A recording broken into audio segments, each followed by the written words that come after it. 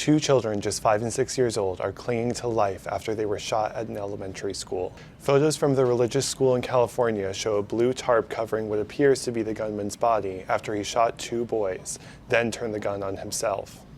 Cops say the shooter came to the school to meet with the principal about possibly enrolling a family member there. The meeting was cordial, but minutes later, the gunman opened fire on the kids, leaving them in extremely critical condition. Police believe the shooter targeted the school because of its affiliation with the Seventh-day Adventist Church.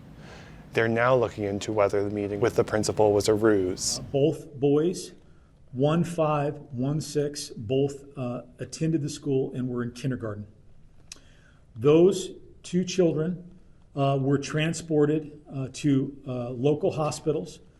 They are currently in extremely critical condition, and they're being treated by the medical staff. I'm thankful that they are still alive, but they have a long road ahead of them, and I would certainly hope that you would all keep them in your thoughts and prayers as we move forward. His statement to school officials was that he wanted to explore the possibility of enrolling a family member as a student at the school. He did meet with a school administrator. I'm told that meeting was cordial. There wasn't anything about the meeting that gave rise to concerns by the administrator.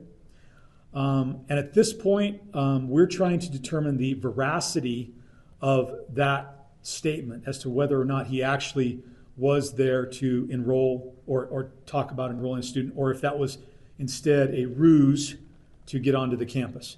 The shooting has shaken the tiny town of Oroville, located an hour north of Sacramento. Students and teachers feared for their lives as they raced to their classrooms and locked themselves inside. First responders took the children to a nearby church where they were reunited with their parents. Heartbroken families held each other as they prayed for the victims and their tight-knit community.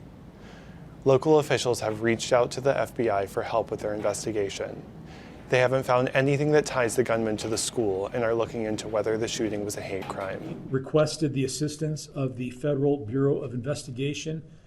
They have provided some assistance in terms of processing the scene for evidence. And at this point, believe that we have identified the subject responsible for this shooting. I am not at a point now where I can provide you with his identity because we are still in the process of interviewing people who he may have been associated with. And we have other procedural matters that we have to deal with before we make his identity known.